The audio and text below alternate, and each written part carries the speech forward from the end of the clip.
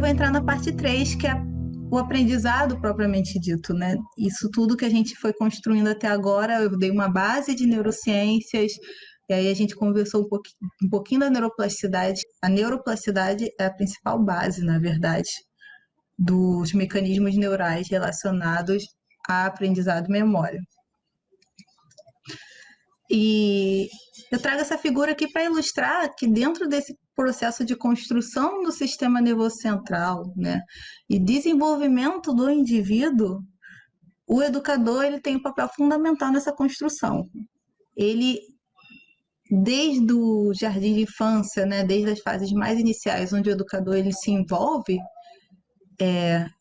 no direcionamento, né, desse aprendizado, ele está ali promovendo o desenvolvimento daquele indivíduo. Então, como a gente já discutiu aqui um pouco conversando, né, perceber as dificuldades, perceber a percepção de alterações no desenvolvimento, se aquele indivíduo está com dificuldade de aprender, pode estar desenvolvendo uma dislexia, um autismo, pode ter um TDAH. Isso é tudo papel do educador. E as estratégias que ele vai utilizar para promover aquele ensino, né, aquele direcionamento, elas são todas pautadas nesse tipo de conhecimento. Para começar essa discussão sobre aprendizagem e memória, é importante diferenciar o que é aprendizagem e o que é a memória, né? Porque são dois termos que se confundem muito. E esses dois termos, eles são essenciais para que o indivíduo seja capaz de sobreviver de maneira independente. Isso é um aspecto evolutivo. Por que a gente precisa aprender? Qual a importância da memória para o aprendizado? É para você sobreviver. Aí aspectos de evolução e de biologia, da biologia evolutiva, que você precisa se virar, precisa, em algum momento você vai precisar se virar sozinho, e você vai, para isso, vai precisar desenvolver habilidades específicas para sua sobrevivência. Quando a gente fala de aprendizagem em si, o conceito puro desse termo está relacionado a toda a informação que você adquire quando você é exposto ao ambiente, né? Então, o processamento dessa informação, você é exposto à informação, essa informação é inserida, quando você adquire, né? Você é capaz de perceber que você foi exposto a essa informação, você tem todo o processo do aprender, e a memória ela é importante para o processo de aprendizado, mas se diferencia por ser todo o processamento neurobiológico relacionado a isso, que vai envolver etapas do armazenamento daquela informação que você foi exposto, enquanto aprendia, a codificação e a capacidade de evocar aquela informação. Então, o aprender, o Kandel, né, que é um grande pesquisador, grande neurocientista que trabalhou a vida toda e ganhou o prêmio Nobel com estudos associados a mecanismos de aprendizado e memória, ele diz que você só vai aprender quando você conseguir desenvolver uma memória que a gente chama de longo prazo, aquela memória que você conseguiu armazenar, codificar, e você vai ser capaz de evocar essa memória. Aí você vai conseguir aprender. Mas o processo de aprendizagem está relacionado principalmente à sua percepção do ambiente e à aquisição daquela informação, à entrada daquela informação. E a memória vai ser os degraus que aquela informação vai galgar no seu cérebro, né? E que é principalmente essa capacidade de lembrar, de evocar aquela memória que foi armazenada. Então, de acordo com a psicologia, e aqui a gente volta a tornar a neurociência transdisciplinar, né, no conceito da psicologia e da educação, né, o aprendizado ele passa por algumas etapas, né. A primeira etapa é uma etapa de incompetência inconsciente, onde você não tem noção de que você precisa saber daquilo, você não sabe fazer, você não sabe executar, você não sabe resolver, solucionar, você não aprendeu, você não sabe que você precisa, você não se dá conta que você precisa aprender, você não tem essa consciência, não dá importância para aquela necessidade. A segunda etapa é a etapa de incompetência, mas consciente, que é quando você percebe que você precisa aprender aquilo, que aquilo vai ser importante para você. Você não tem a competência da execução, mas você já tem a consciência de que aquilo é algo que será necessário para aprender. Já envolve os mecanismos cognitivos. Terceira etapa é a etapa da competência consciente. Aí você entra no processo de aprendizado e mudança estrutural dos seus circuitos. Você começa a treinar, você começa a se dedicar, você começa a fazer, você busca, você lê, você pesquisa.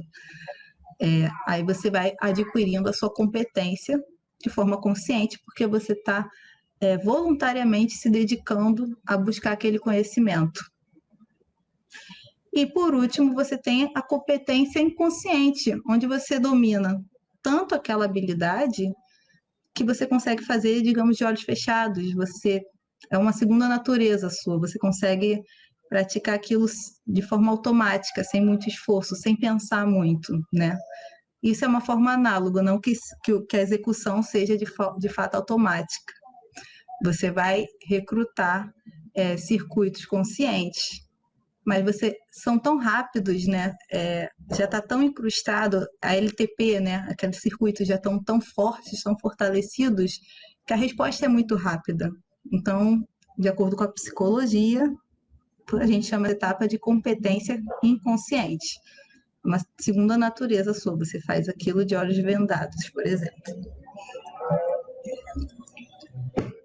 E como se dá esse mecanismo de aprendizado? Lembrando do que o Kandel falou, que o aprendizado é quando você tem uma memória de longa duração, digamos assim, né? Como que se dá esse processamento e quais são os fatores relevantes nessa questão? O aprendizado ele vai começar, né, a nível de circuitos a partir do estímulo sensorial, dos eventos externos, da percepção da informação que está sendo transmitida para você, para o indivíduo, né? E o primeiro filtro desse aprendizado é um comportamento que a gente conhece como a atenção. A atenção é o filtro que vai separar o que vai entrar de informação para no processamento da aprendizagem e o que não vai, que seria coisas que distraem ao redor. Se você consegue dedicar sua atenção, existem vários tipos de atenção, né? Você vai conseguir filtrar o que é importante para ser aprendido. E a atenção, ela vai sempre ficar num cabo de guerra com diversos fatores distratores do ambiente. Por exemplo, eu estou aqui conversando, passando uma informação, focando na apresentação, mas ao meu redor existem vários fatores distratores, então a minha atenção tem que estar focada aqui. Eu tenho a buzina do carro lá fora, eu tenho o barulho de televisão no outro cômodo, eu tenho outros fatores que podem me distrair, mas eu sou capaz de focar totalmente a minha atenção e a informação que está sendo trocada aqui entre eu e o Daniel, por exemplo, eu estou sendo capaz de absorver as coisas, a informação que ele está passando, e sou capaz de processar a informação que eu estou passando, por causa da atenção que eu estou conseguindo filtrar, né? Isso vai ser importante para o processo de aquisição, de entrada da informação. Nesse processo de aquisição da memória, né, aquisição da informação do ambiente, temos outros eventos que vão influenciar do nível de retenção dessa informação. Então, temos além os aspectos internos, né, os aspectos cognitivos, do quanto que aquela informação pode ser associada com outros estímulos que eu já fui exposta previamente, outras memórias que eu tenha, o meu estado físico interno, né? Se eu estou estressada, se eu estou doente, se eu estou saudável, se eu estou com fome, se eu não estou com fome, isso tudo são eventos que são internos do meu próprio organismo que pode interferir com o meu processo de aquisição da memória e do aprendizado daquela informação. Meus aspectos emocionais, inclusive, serão muito relevantes para a consolidação e retenção daquela memória, daquela informação. Essa informação, ao ser adquirida, né, ela passa por estruturas específicas, principalmente pelo hipocampo, né, uma estrutura cerebral que está relacionada a uma retenção temporária, é uma memória que a gente chama de uma memória de curto prazo, que é aquela memória de trabalho que é necessária para aquele momento, mas que pode ser rapidamente esquecida. E dependendo do contexto, né, e eu vou destacar como um contexto aspectos emocionais e de relevância envolvidos àquela informação, associados, o nosso processamento neural vai identificar se aquela retenção temporária ela deve ser fortalecida e transmitida para outras regiões cerebrais, onde ela vai ser consolidada e pode ter uma retenção duradoura, onde pode se transformar numa memória dita de longo prazo, ou se essa memória vai ser excluída, se essa informação vai ser excluída e eu vou esquecer rapidamente essa informação.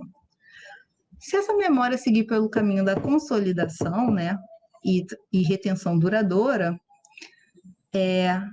eu vou ser capaz de, em momentos específicos, evocar e utilizar essa memória novamente. Mas é aquilo que a gente está falando a nível de plasticidade. Por que o aprendizado é um processo plástico? Que justamente se eu não estimular, né, se eu não voltar a me expor àquele estímulo especificamente, né, dedicar minha atenção àquela informação, a tendência, independente se é uma memória de curto prazo ou uma memória de longo prazo, aquela sinapse vai ser enfraquecida, vai ocorrer uma depressão de longa duração, uma LTD, e a tendência é esquecer. Caso o estímulo seja persistente, como a gente tem comentado aqui, a gente consiga trilhar aquele caminho no nosso cérebro, estabelecer uma LTP, aquela memória ela pode ser evocada, utilizada e pode modificar totalmente o nosso comportamento. E é isso que a educação é, né? É isso que a educação formal, no sentido assim, né? Aprender, a gente aprende absolutamente tudo, mas trazendo isso para o contexto do ambiente escolar, né? O ambiente escolar, ele vem como uma ferramenta de direcionamento dessa atenção, direcionamento do conhecimento, direcionamento do que a gente precisa aprender para modular os nossos circuitos neurais, para modular o nosso comportamento, que é o resultado final desse processo de aprendizado e memória. Então, nesse modelo que eu propus, que eu trouxe aqui em relação às alterações neurais, os mecanismos relacionados a aprendizado e memória, isso sim vai gerar alterações estruturais no cérebro, alterações físicas, que seria o que eu comentei agora há pouco, fortalecimento das sinapses, né? A LTP, que vai garantir uma memória de armazenamento de longo prazo, por exemplo. Também está relacionado com a formação de novos neurônios, a neurogênese. Eu não comentei, mas assim, a neurogênese é uma etapa muito importante lá no período embrionário, né? A formação dos circuitos, e ela é uma etapa que a gente para de gerar neurônios, né? Para que esses neurônios possam se direcionar para suas regiões específicas e estabelecer sinapses. E é uma morte ainda fisiológica ali do excesso dos neurônios. E ao longo da vida, a gente tem alguns poucos nichos neurogênicos, algumas regiões específicas no nosso cérebro que pode promover a formação de novos neurônios sob algumas demandas. Durante o aprendizado da memória, a neurogênese também ocorre, né? E, além disso, as alterações estruturais do próprio neurônio, que se modifica a nível de formação de novos dendritos, né, de novos pontos de conexão, de comunicação com outras sinapses e as questões mais neuroquímicas celulares que eu não vou aprofundar muito, né, de expressão de receptores, neurotransmissores, etc. E esses domínios estão relacionados à questão do envolvimento do processo biológico, dos processos cognitivos e os impactos dos processos socioemocionais que são extremamente importantes no aprendizado, né? Então, o convívio, o contexto social, a interação entre os pares, né? Há um debate muito importante em relação ao isolamento social que a gente está vivendo atualmente, em relação ao aprendizado em casa, aprendizado na escola, né? Esse contexto entre você estar em contato com outras pessoas na mesma situação que você, a interação social, o momento de brincar, o contexto, a emocionalidade do indivíduo, né? A identificação que o educador tem com o aluno tem com o educador, tudo isso vai influenciar nos diversos aspectos relacionados ao processo de aprendizado, processo de educação, né? Tanto a questão da motivação, né? Tanto a questão da integração das informações nos circuitos neurais, as questões associativas, as questões do prazer, da recompensa, na motivação para continuar ali aprendendo, se dedicando, vai estar relacionado com essa tríade e essas alterações estruturais e a promoção de maior eficácia, né? Maior eficiência, né? Você tocou aí num ponto que eu acho crucial. Quando as pessoas discutem a tecnologia substituindo o papel do professor, a tecnologia substituindo o papel da escola, elas estão levando para um lado simplista e absurdamente conteudista, que eu não sei nem se é válido para todos os conteúdos. Para habilidades técnicas, talvez seja válido, seja adequado você ter uma tecnologia que vai possibilitar um treinamento para que a pessoa possa montar ou desmontar um motor. Aí tudo bem. Manipular, utilizar ou não utilizar um equipamento. Aí tudo bem. Agora, o ambiente escolar, principalmente o ambiente escolar para a criança e para o adolescente, ele não é um ambiente puramente de ensino.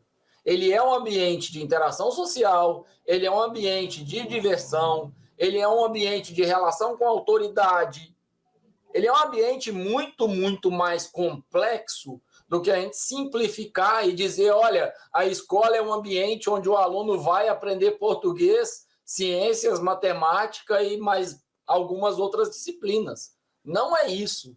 A grande questão da escola e da importância do educador está em mediar essa turma, favorecer o aprendizado e gerar um ambiente socialmente saudável. Esse ambiente, ele não existe a possibilidade de você ter, na primeira infância, de um modo mais global, um ensino e uma educação direcionada à maioria das famílias. Quando se fala numa educação que pode ser guiada pelos pais, está sendo considerada uma família que tem um poder aquisitivo que possibilita, primeiro, tempo, segundo, eventualmente, a contratação de alguém que vai mediar a aprendizagem dessa criança e desse jovem no contexto de casa, no contexto da residência dela. A gente não está falando em ambientes mais gerais. A grande maioria da população brasileira não tem condições de mediar e acompanhar adequadamente uma aprendizagem na robustez que o ambiente educacional faz. Isso tem uma pesquisa atual, que está em andamento, inclusive, que o nosso grupo está colaborando com a Secretaria Municipal de Educação, que demonstra situações muito, muito críticas. A gente tem em torno de 20% das famílias, de quase 2.000 famílias que responderam à nossa pesquisa, dizendo que dispõe de tempo durante o período de pandemia para ajudar as crianças que estão em ensino flexível remoto. No entanto, não dispõe de conhecimento por terem baixa escolaridade. Então, dois aspectos fundamentais. Primeiro, ensino flexível remoto. A nossa pesquisa está demonstrando que, em sua maioria, é papel, não é tecnologia. As famílias estão passando na escola e pegando material em papel. Então, não existe essa coisa de o ensino flexível remoto ou o ensino durante a pandemia vai gerar uma educação tecnológica posterior, esse tal de novo normal, porque a maioria das cidades de médio e pequeno porte e também regiões de cidades de grande porte estão lidando com uma situação onde, imaginem, uma família que tem um aparelho celular ou 2 aparelhos celular e 3 crianças, a gente está falando em 3 novos grupos recebendo mensagem direto de tarefa, de conteúdo, de material, de supervisionamento, de acompanhamento do aprendizado desse aluno? Como que essa família acompanha um processo desse? E eu estou falando de uma família média, que tem os 2 pais e 3 crianças. Se a gente fala numa família que tem um dos responsáveis apenas, ou que tem mais crianças, a gente fala em cenários muito mais complexos. Então, os 2 aspectos são relevantes. Primeiro, cuidado com simplificar a educação e a aprendizagem com a aprendizagem conteudista, o aspecto social e o aspecto de interação, de participação, de colaboração, ele é muito importante. Os professores sabem disso, eles precisam no dia a dia conviver com isso, lidar com alunos que estão com dificuldades para se alimentar, lidar com alunos que estão com dificuldades de transporte, lidar com alunos que têm uma realidade complicada para caramba dentro de casa. Eu conheço várias dessas histórias. De, por exemplo, uma prima minha que é diretora de colégio, relatar num dos eventos nossos do Tec Encontro, que num dia a Guarda Municipal foi levar um documento para ela, e quando a Guarda Municipal entrou na escola, era horário de intervalo, uma das crianças saiu correndo, agarrou a perna dela e disse, por favor, não leva a tia. Essa criança certamente está convivendo com essa realidade na casa dela. E olha a importância do colégio para dar uma alimentação mais adequada, para dar uma educação mais ampla, mais adequada e um acompanhamento melhor. Um relato dessa prima é de que essa criança tinha uma alimentação extremamente regrada, no sentido de, como os pais eram usuários de droga, a alimentação da criança era toda encaixotada, pacotes de biscoito principalmente. E quando que essa criança tinha uma alimentação adequada? Nos momentos que estava no colégio. Então, simplificar o ambiente educacional para algo onde se tem abordagem de disciplinas é não entender a complexidade e a importância desse ambiente educacional como um todo. A pandemia veio para mostrar, mais uma vez, a importância da educação também em relação à saúde mental, seja dos professores que adoeceriam em grande maioria por causa da ausência desse contato com os alunos. Afinal de contas, a gente está falando de uma profissão que é muito paixão, porque certamente a maior parte dos professores, ainda mais no Brasil, se quisessem, se tivessem interessados por dinheiro, escolheriam outras profissões. Eles se dedicam muito para ganharem muito pouco e serem muito pouco valorizados, mas também os alunos e também as famílias, sem dúvida. Então, só abrir esse parênteses para comentar, porque é um gancho fenomenal para que as pessoas parem de simplificar o ambiente educacional. Ensinar matemática para o meu filho eu consigo, ok.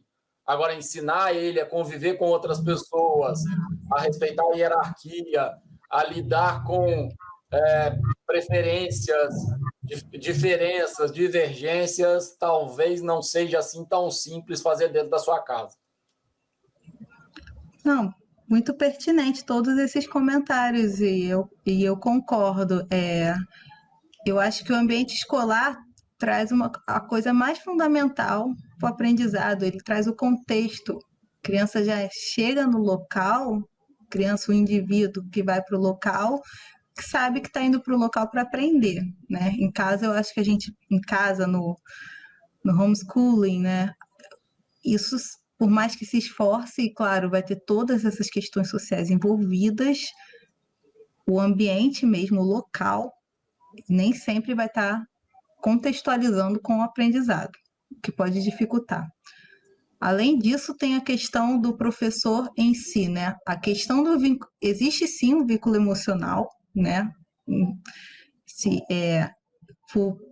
Por experiência particular, assim, eu escolhi a minha carreira porque me identifiquei muito com as aulas de biologia, eu sou biomédica, e me identifiquei com as aulas de biologia que eu tive no ensino médio, que eu tive professores sensacionais, peguei professores cativantes e altamente motivados, né, a darem a aula, que gostam de estar ali dando aula. Eu acho que isso tem um impacto muito grande naquele que está aprendendo, que está observando, né, aquela apresentação, aquela dinâmica, aquela interação aluno-professor. Então, eu acho que no virtual, agora eu vou expressar uma opinião, né, Jaque?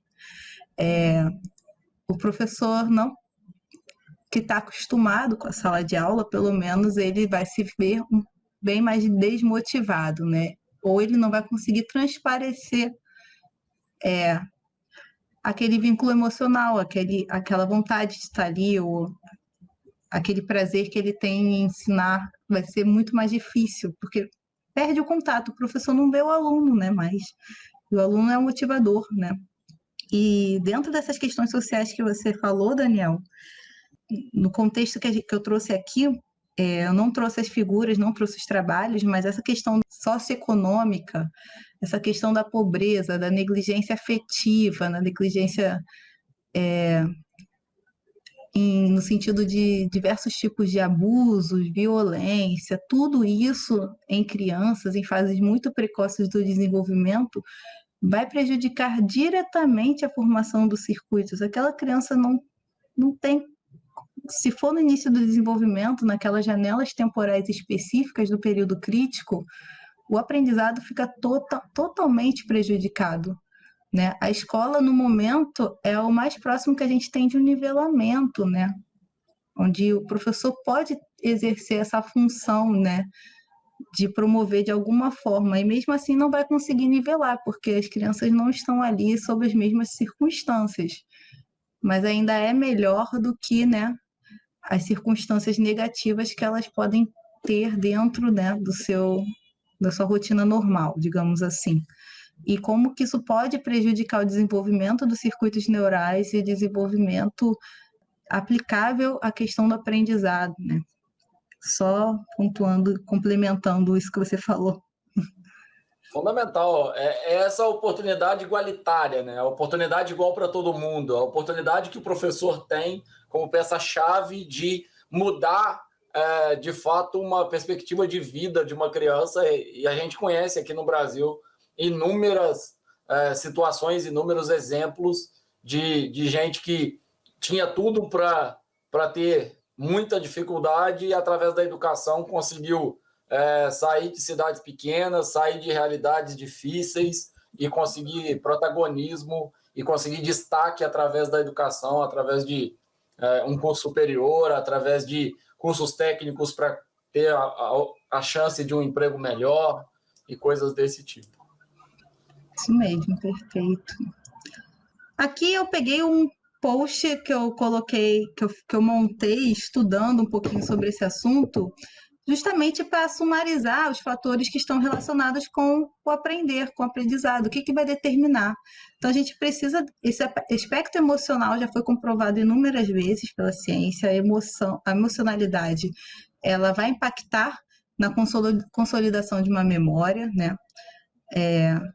Trabalhos recentes vêm trazendo, inclusive, a questão da influência de hormônios, né? Em níveis adequados, por exemplo, se você está numa situação onde você libera adrenalina, né? Mas não uma adrenalina em excesso, mas a liberação de adrenalina relacionada a uma euforia, né? O seu aprendizado, a consolidação, ela tende a ser melhor, mais eficiente. A questão da motivação, né? De permanecer exposto àquele estímulo, né? Pela liberação da dopamina em áreas específicas do cérebro, das áreas de recompensas, circuitos que vão gerando um looping que vai te motivar a continuar a aprender, a continuar a buscar. A motivação faz uma ponte indireta com a atenção, né? Se você está motivado, você conscientemente está buscando aquela informação, está buscando aquele estímulo do ambiente, você vai focar sua atenção naquilo, é o nosso filtro inicial que eu já comentei, e aprender vai se resumir na retenção de longa duração da memória, como o Kandel comentou, né? E para reforçar, né, aqui eu exemplifico, né, a entrada da informação sensorial pode parecer um pouco redundante, mas vai ser melhor para visualizar. Uma informação sensorial, eu trago o exemplo aqui, eu assisti um filme que tem um componente emocional muito forte, né, um filme que é marcante, um filme que te faz associações, te remete a experiências.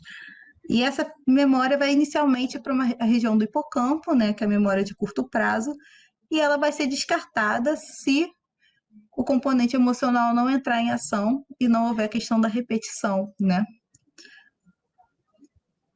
Uma vez que haja a emocionalidade e a repetição, essa memória ela é transferida para regiões mais corticais, né? Diferentes regiões do córtex relacionadas a memórias de longo prazo.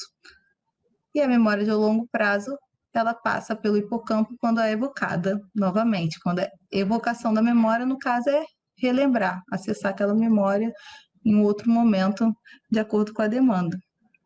E eu trago a analogia do computador novamente, né? Por mais que eu tenha falado aqui que o cérebro não é computador e ter destacado as diferenças, o cérebro é plástico, o computador não é plástico, as analogias, principalmente para um público relacionado com a tecnologia, elas são muito úteis e visualmente favorecem, né, a compreensão, né? Nós estamos o tempo todo, isso inclusive é um dos aspectos do aprendizado mais visualizado quando a gente trabalha um pouquinho, discute a questão do aprendizado da linguagem, né? A gente está fazendo associações o tempo todo. Nosso cérebro, ele pega a informação nova que está chegando e ele integra com informações de memórias anteriores que a gente tem, que a gente já foi exposto, informações anteriores, e vai construindo. Então, essa analogia é interessante porque, de fato, é uma entrada sensorial, né? O CPU aqui representando o processador, a memória RAM com a memória de curto prazo, a memória de trabalho, que pode ser armazenada, transferida para uma memória de longo prazo, o hard drive, né? E pode ser evocado novamente para uma saída, uma resposta ao estímulo. Eu achei uma analogia prática, representativa. Claro que há muita complexidade por volta disso, mas se a pessoa que estiver assistindo, se você que estiver assistindo compreender e conseguir visualizar melhor com essa analogia, eu sou defensora do uso das analogias, né? Pautadas em conhecimento e não vejo nenhum problema em relação a isso. Essa figura aqui é para destacar a questão da emoção, que a gente já discutiu um pouquinho aqui no nosso bate-papo, né? Como que o hipocampo, que é essa região da memória de curto prazo, por onde passa a memória de curto prazo, ele se conecta com uma outra região que a gente chama de amígdala, né, uma região mesolímbica, relacionada também com o processamento da memória, importante para aprendizados, e é uma região classicamente associada às emoções, né? E olha que interessante, não sei se vocês já viram o filme Divertidamente, mas é um ótimo filme para exemplificar e inclusive trazer esse tipo de discussão para crianças, né? Ou para a linguagem de divulgação científica, que é um filme que ele retrata muito bem a questão da emoção e da memória, né? E achei interessante como que ele ilustra aqui, né, os giros corticais, né? Às vezes a gente nem percebe, mas quem é neurocientista faz um link direto, como que ele representa aqui, onde que ficam armazenadas as memórias, né? As memórias já na região cortical, cada bolinha dessa é um tipo de memória relacionada a uma emoção. E outro ponto relevante, principalmente para quem é educador, né? E pode responder algumas perguntas, né? Como, por exemplo, a reação do indivíduo quando ele tira uma nota mais baixa do que ele esperava, ou quando a gente cria alguma expectativa, né, do que vai acontecer naquele processo de aprendizado, a expectativa de como vai ser aquela aula, daquele tema, daquele assunto, e como que essa expectativa ela vai potencializar respostas emocionais e o armazenamento daquela memória se aquela recompensa, né, aquela informação, aquela aula, por exemplo, for melhor do que a expectativa. Eu achei isso é um ponto muito interessante, porque é justamente toca naquela questão da criação das estratégias. O indivíduo ele nunca vai ter a sua expectativa superada se a sua aula, né, se o seu mecanismo for sempre o mesmo, né? Então, trazer uma novidade, né, trazer um ponto diferente, ele vai favorecer aquele aprendizado, vai favorecer a consolidação daquela memória. uma atividade diferente, mais integrativa, um outro perfil de ensino, uma outra estratégia, pontualmente, aquilo ali vai superar a expectativa daquele indivíduo que está acostumado com o sistema tradicional de ensino, com o aluno que já vai esperar uma aula expositiva, por exemplo. O educador, o professor, ele tem aquele poder de superar as expectativas do aluno, né? E isso vai favorecer o armazenamento da memória. Você tocou em duas coisas aí que eu acho que são as dicas e os truques da nossa conversa. Primeira dica e primeiro truque. Se você quer favorecer a aprendizagem, melhorar a assimilação de conteúdos por parte dos seus alunos, utilize a associação. Aquilo que o aluno tem na memória dele, na experiência dele, e aquilo que você quer apresentar de assunto novo, de abordagem nova. Vincule uma coisa com outra. Para isso, em função disso, é tão importante os exemplos contextualizados, exemplos adequados à realidade desse aluno, à realidade familiar, à realidade daquela comunidade escolar. E a outra questão é, tomem muito cuidado com os recursos didáticos. Cada dia ter um novo recurso didático, você está mais atrapalhando do que ajudando. Quando você tem uma linha condutora da sua aula e você inclui as novas experiências, as experiências diferentes, você está gerando engajamento, gerando interesse. Quando você, a cada novo dia, gera incerteza no aluno de qual local vai ser a aula, qual vai ser agora a alternativa mirabolante que esse professor está utilizando, qual vai ser agora a forma diferenciada, você gera muito mais instabilidade e dificuldade para engajamento, para prestar atenção, para participar efetivamente da sua aula. Então, cuidado com utilizar ambientes e recursos inadequados para a sua aula e use os recursos com moderação. Em determinado momento específico da sua aula, você encaixar um recurso didático, por exemplo, esse filme que a Luana acabou de comentar, é perfeito. É algo que o aluno gosta pra caramba, é um filme muito engraçado, é um filme colorido pra caramba, as crianças adoram. E ele pode ser tirado fragmento dele para encaixar numa discussão de língua portuguesa, numa discussão de história, discussão de ciências. Tem um monte de fragmentos desse filme que podem ser encaixados adequadamente na aula. E esse filme pode facilmente ser encaixado, assim como vários outros. Agora, encaixe numa aula específica. Cada nova semana, um novo filme, a sua aula vai mais gerar dificuldade do que facilidade. Então, as duas dicas, associação e crie expectativa, gere novidade. Então, essas duas dicas eu acho que são fundamentais. Adoraria ter ouvido as duas quando eu estava lá no final da minha faculdade, trabalhando em projetos de inclusão e começando a ter bolsas e a me apaixonar pelo meio da educação.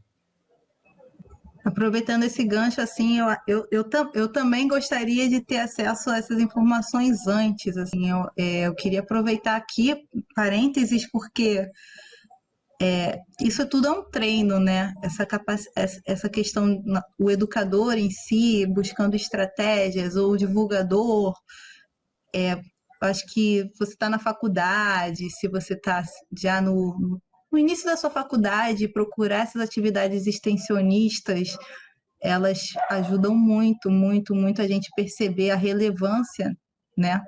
Aqui a gente está trazendo numa pauta mais concreta ainda, né? Mais funcional. Mas até a gente perceber a relevância que é a gente conseguir fazer analogias ou não está entendendo o que eu estou falando, buscar novas estratégias para tentar fazer o outro, seja qualquer pessoa, entender o que você precisa comunicar, o que você precisa passar, aquela informação, é uma questão de prática, assim, e é uma coisa que a gente tem que... Acaba que, bem, na minha experiência foi assim, eu tive que buscar, não caiu no meu colo, assim, né? Você tem que procurar oportunidades para você participar dessas atividades que acabam estimulando, incentivando isso em você, né? E você acaba aprendendo, a gente acaba aprendendo a buscar essas alternativas e daqui a pouco a gente está gerando o nosso potencial criativo e tudo para fazer essa ponte, né? É uma forma de valorizar a extensão, né? E essa translação dessas linguagens, assim, tudo pautado em conhecimento científico, mostrando a valorização dessas analogias no aprendizado em si, no processo de aprendizado, um aprendizado mais eficiente. E Luana, você tocou em um ponto aí que eu acho legal. Primeiro, a importância desses projetos de extensão, e aí eu vou aproveitar para fazer o gancho com estágio, períodos de estágio, que são muito de experimentar. Então, os professores que estão acompanhando, não se preocupem de mudar a sua aula para que ela agora seja uma aula mais divertida. Vai aos poucos, vai experimentando.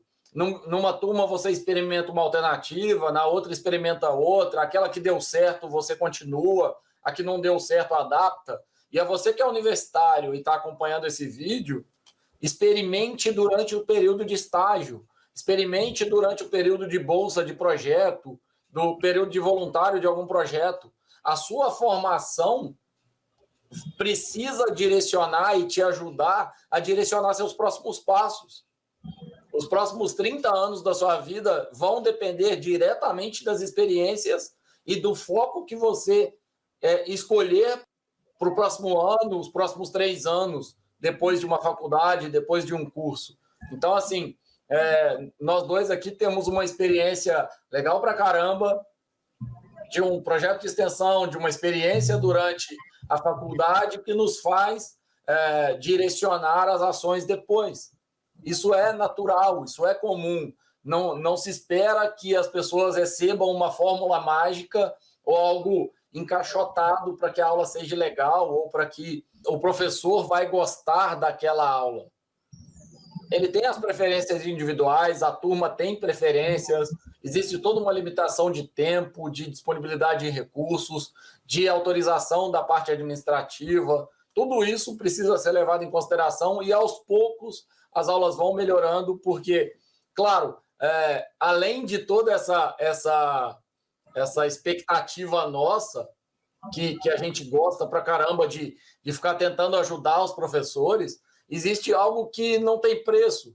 O seu aluno, quando sai mais leve da sua aula e a sua qualidade de vida, quando muda, porque você não tem aquele peso de ir para mais uma aula, você agora está indo para aquela aula que é divertida, que é legal, que os alunos gostam, isso faz um movimento no ambiente todo. Os seus alunos mudam, a sua vida muda, a vida dos outros professores muda, porque é assim.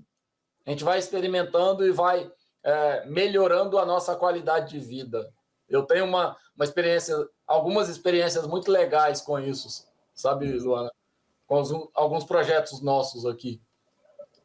A gente tem que conversar sobre esses projetos e as parcerias aí, hein? Sem dúvida. Não, sensacional. É um trabalho que eu admiro muito, todos os professores e pesquisadores que estão dentro da universidade, que estão promovendo voluntariamente, dentro das limitações que você comentou, né? Esse acesso, né? Essa perspectiva, né? Fornecendo essa perspectiva. E eu acho super relevante, assim. E para finalizar essa parte do aprendizado em memória, eu vou retomar a questão da plasticidade aqui, só para exemplificar aqui, né? Aqui, por exemplo, é um trabalho, esse é do livro de neurociências, um experimento científico que acompanhou a formação e a eliminação de espículas dendríticas durante o processo de plasticidade. As espículas dendríticas, lembrando, né, são porções dos neurônios, né, que captam a informação, que interagem, onde tem sinapse, interage com outro neurônio, recebe a informação de outro neurônio. Então, aqui tem uma situação original, e aqui vocês podem ver que durante o processo de exposição à nova experiência, ao aprendizado, a ilustração mostra que a formação do espículo dendrítico, o surgimento no mesmo neurônio, né, e esse espículo dendrítico modificando a sua morfologia, né, fortalecendo, e isso no período de treinamento prolongado, né, daquela atividade que o animal estava sendo exposto, porque é de rato isso. E quando a experiência foi removida, olha o que aconteceu com a morfologia da espícula dendrítica. Ela voltou à versão original. Ela estava super forte, super grande, né, modificada, e aí ela começou a retrair, né. E aqui ele destaca também que houve a remoção, a eliminação de uma sinapse pré-existente, né, quando a experiência foi removida. E se a experiência é exposta novamente, só que aquela espícula ela não foi removida, ela apenas teve a sua morfologia alterada, ela mais facilmente vai voltar ao seu estado anterior no período onde ela estava sendo estimulada, né? É a questão da LTP e a eliminação da LTD. E aqui vocês podem ver diretamente a espícula dendrítica real, né, do rato, mostrando aqui a modificação. Olha como que durante o processo de aprendizado a morfologia desse componente vai se alterando, né, e permanecendo. E também pode ocorrer também a formação de novas espículas dendríticas, não é a modificação de uma única espícula dendrítica, que é a questão da alteração estrutural, o sprouting, a arborização. Então, comentei com vocês aqui, terminando essa parte de aprendizado e memória, né? Eu conectei com as questões da neuroplasticidade em si. A neuroplasticidade é a base, né, dos mecanismos neurais relacionados a aprendizado e memória. Comentei um pouquinho das alterações estruturais, alterações neuronais. A neurogênese também é um componente importante que ocorre, só que a base mais fundamental mesmo desse processamento de aquisição, consolidação, codificação, consolidação e evocação, né, relembrar, reacessar aquela memória, estão pautadas nessa formação de circuitos e o esquecimento na eliminação de circuitos de acordo com a permanência do estímulo, a insistência naquele estímulo.